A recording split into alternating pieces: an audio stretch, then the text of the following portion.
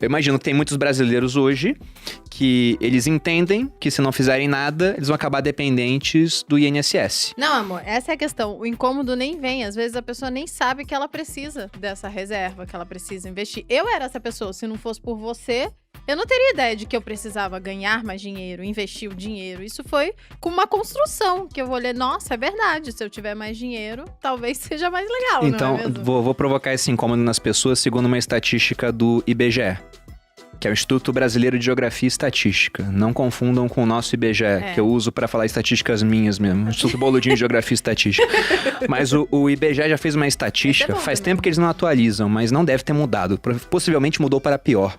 Que eles queriam ver quais aposentados tinham condições de se manter financeiramente, sem a ajuda de terceiros. Era apenas 1%. O restante era obrigado a trabalhar, dependia de parentes ou dependia de caridade. Então, 1% conseguia se aposentar com dignidade. E nesse 1%, deve ter aquele pessoal que tem regimes próprios de previdência, mas acabaram entrando na pesquisa. Então, o cara que é juiz, o cara que é das Forças Armadas, tem aposentadoria integral. Quem não tem isso, acaba passando necessidade ao longo da vida. Então, o incômodo inicial tem que ser esse, gente. Se você não começar a investir, uma hora você vai acabar dependendo do governo. E as regras do jogo irão mudar, porque a gente já teve uma reforma da Previdência agora. Todo o dinheiro que seria economizado em 10 anos foi gasto por conta da pandemia. Sim. Provavelmente teremos outras ao longo do tempo. E o combinado de hoje não vai ser mantido, porque não tem como. E o combinado de hoje já não traz o conforto que todo mundo merecia ter na velhice. É legal a galera entender um pouco como funciona esse sistema da Previdência. O porquê que de fato isso vai mudar e por que tem esse rombo e por que a galera não vai conseguir se aposentar seguindo o padrão normal, né? Tipo, existe até algumas brincadeiras dizendo que a maior pirâmide do mundo é a Previdência, né? Porque hoje, né, as pessoas, as que são aposentadas hoje são sustentadas por quem trabalha e paga imposto. Exatamente. Só que antigamente você tinha uma pessoa pagando basicamente...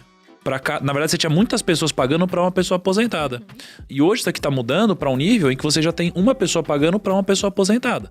E como a gente não gera muito bem os recursos públicos, isso daqui tende a piorar cada vez mais e as pessoas vão ficando mais velhas. Então, chega uma hora que a casa cai, né? E então... o povo tá ficando mais velho, tá vivendo mais também. Essa é uma questão. O Bruno sempre conta essa história, que na verdade quando Previdência, né, teoricamente, foi inventada... Não, teoricamente não.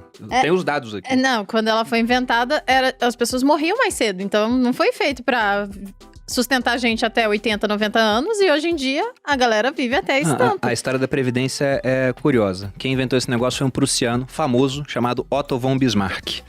Porque você tinha o início das companhias de seguro no mundo e viram que era um negócio muito bom. Começou lá na Escócia e fala, nossa, os caras conseguem, através de dados estatísticos, saber mais ou menos quantas pessoas vão precisar da cobertura do seguro e conseguem ser muito rentáveis. Eles faziam, por exemplo, pega 100 pessoas, faz o seguro com eles sabem por dados que mais ou menos umas 10 vão precisar do valor da pólice, pega o prêmio de todo mundo, investe, o dinheiro vai começar a crescer e paga a pólice para quem precisar. E tira um bom lucro. Aí os socialistas começaram a falar, esse sistema é injusto. Porque só quem pode fazer seguro é quem tem dinheiro. Falaram, quem tem que fazer seguro é o Estado. Porque ele consegue fazer seguro pra todo mundo, aí você cobra mais de quem tem mais e não cobra de quem tem menos. E ainda usaram um argumento interessante. Falaram, olha, por que o Estado é melhor do que uma companhia privada? Porque para seguros, números, né? Quanto mais os números, maior a previsibilidade. Porque se eu faço seguro para 100 pessoas e imagino que 10 vão ter problema, se 11 tem problema, eu já sofro um pouco com isso, né? Se 20 tem problema, nossa, dobrou o número de pessoas pegando a pólice, pode ser que a minha seguradora quebre. Agora, se você faz um seguro para milhões de pessoas, que é como os estados fariam, é difícil você ter um grande desvio padrão, né?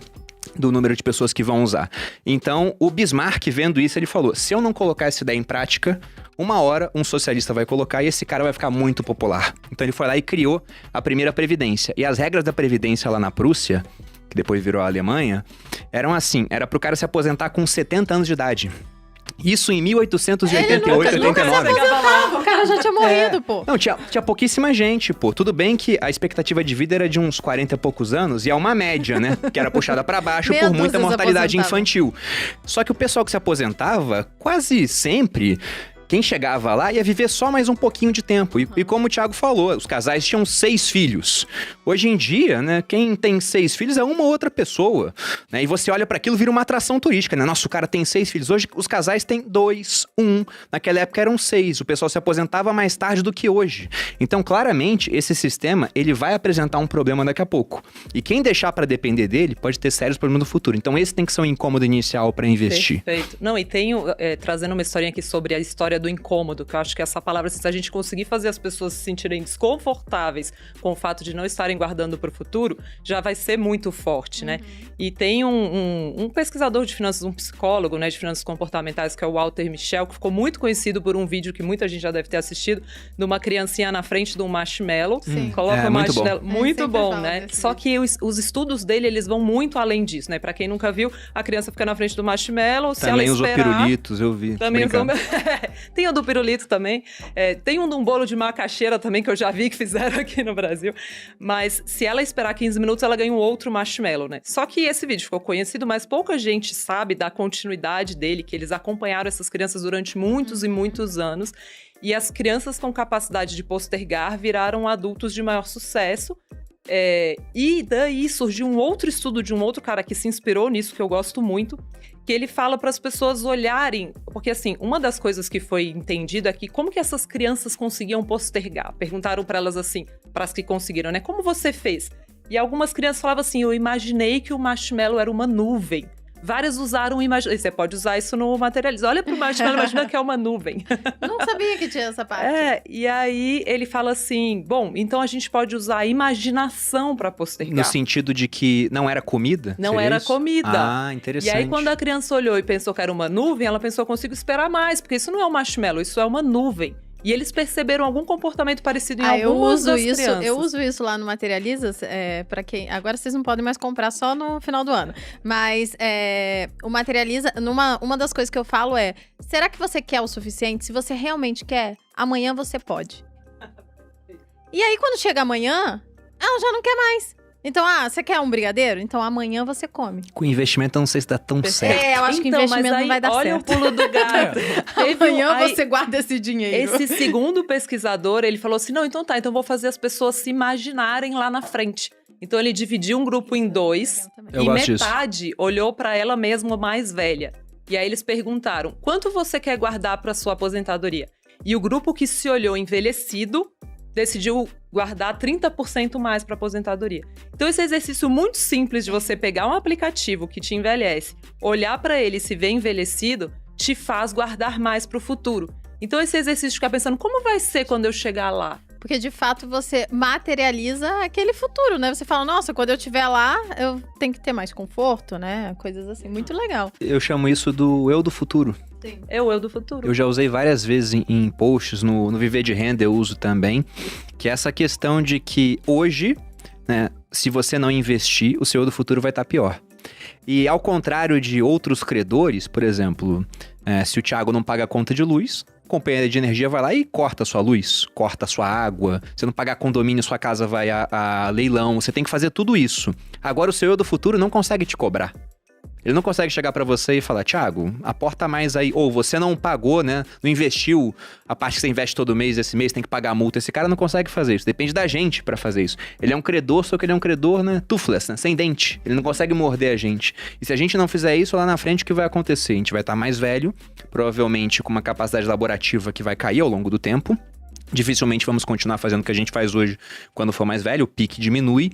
E além disso, tendo em conta que a pessoa que vai ficando mais velha vai tendo gastos maiores com saúde, então por isso que muita gente gosta de investir no setor de saúde, é uma demanda já contratada, esse cara vai ter mais despesa, lá na frente as coisas vão ser mais caras, porque a inflação vai penalizando, né, vai tirando o poder de consumo do dinheiro. Então, se a gente não investir pensando nesse cara, ninguém tá pensando nele. Ele vai passar necessidade lá na frente. É isso. E aí, revertendo a questão da Previdência Pública que vocês falaram de fato, né? Eu nunca tinha ouvido isso, achei bem legal que o Nico falou. A questão de você, na verdade, ser quase uma pirâmide financeira, a Previdência Pública, né? A Previdência Privada, e aí quando eu falo isso, às vezes as pessoas olham, são muito acostumadas com uma Previdência historicamente muito ruim no Brasil e falam, isso daí é ruim, isso daí é péssimo. Minha mãe falou que é ruim. Tem umas mamatas bem legais de imposto de renda, de economia de imposto de renda, né? Bruno O Bruno conhece esse também. Isso é bem legal, assim, porque as pessoas às vezes menosprezam os tais dos PGBLs e VGBLs da vida, porque afinal botaram um nome horrível nessa porcaria desse produto, né? É plano gerador, benefício líquido. Que diabo é isso, gente? Um monte de palavra desconectada, uma grudada na outra.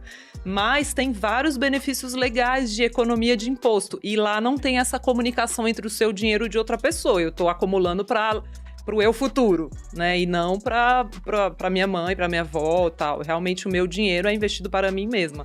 E aí tem a economia de imposto um monte aí, de chegar a 10% de imposto, de você poder deduzir na declaração do imposto de renda igual você deduz gastos com saúde, educação, que eu acho que as pessoas não acordam, que é para quem deixa dinheiro pro longo prazo, não é para fazer reserva de emergência nisso, pelo amor de Deus, que o imposto é horrível.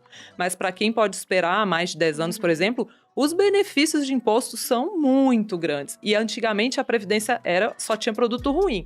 Então, assim, mais de 80% hoje ainda é renda fixa. É isso que eu ia falar, mas aí é uma minoria isso daí que você tá falando, a quantidade. Você tem que achar um produto bom, você tem que investir de forma diversificada, igual você investiria fora da Previdência. Mas se você procurar... E tem hoje bons fundos, se você procurar hoje, tem bons multimercados, bons gestores de ações que estão operando nesse mercado de 3 anos para cá. Mas eu acho uma baita de uma sacada legal para